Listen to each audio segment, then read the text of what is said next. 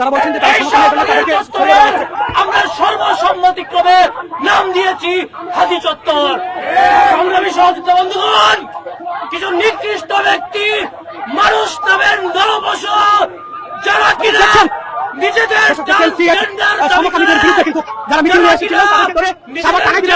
পরিবর্তন করে পুরুষ থেকে নারীতে রূপান্তর করতে চায়, নারী থেকে পুরুষে রূপান্তর করতে চায়। তারা প্রতি শুক্রবারকে তারা বেছে নিয়েছে।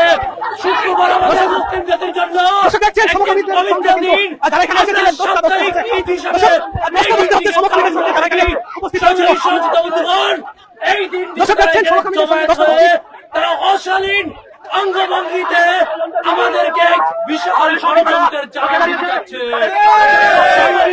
বন্ধুগণ, আমরা এই দেশে ভাইসা আসি নাই, আমরা অসংখ্য দেশের রাজপথে রক্ত দিয়েছি, গণতন্ত্র লড়াইয়ের জন্য কখনো রক্ত দিয়েছি, কখনো অন্যায়ের বিরুদ্ধে রক্ত দিয়েছি, কখনো দুর্নীতির বিরুদ্ধে রক্ত দিয়েছি। কোন অনৈতিক কর্মকাণ্ডের জন্য যদি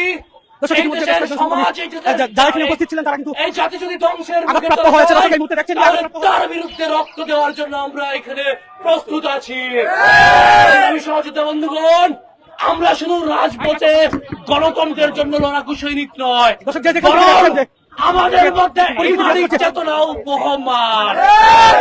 আমাদের ইমানিক চেতনা আমাদেরকে বলে দিবে আজকে আমরা এখানে রক্ত দিয়ে তাদেরকে এখান থেকে প্রতিহত করবো কি করবো না। আমরা কি শেষ মুহূর্ত পর্যন্ত পাশে আছি সবাই?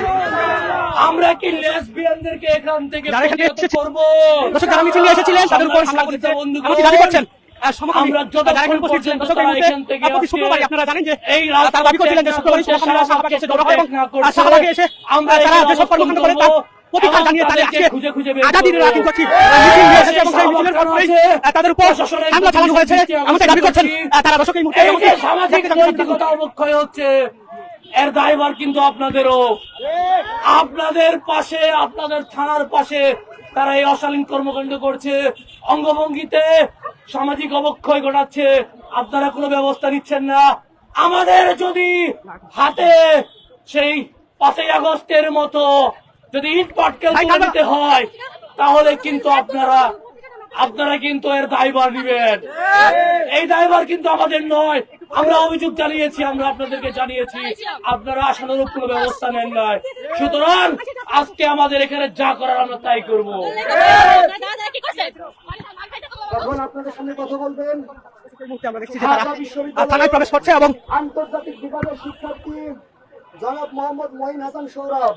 মঈন হাসান সৌরভ অনুরোধ করছি আইনের ভাষায় এই ট্রান্সজেন্ডারদের বিষয়টি উপস্থাপন করছে। চেষ্টা করছে কিভাবে। আপনারা জানেন আমরা ইন্টারসেক্সের বিরুদ্ধে আমাদের কোনো কথা নেই।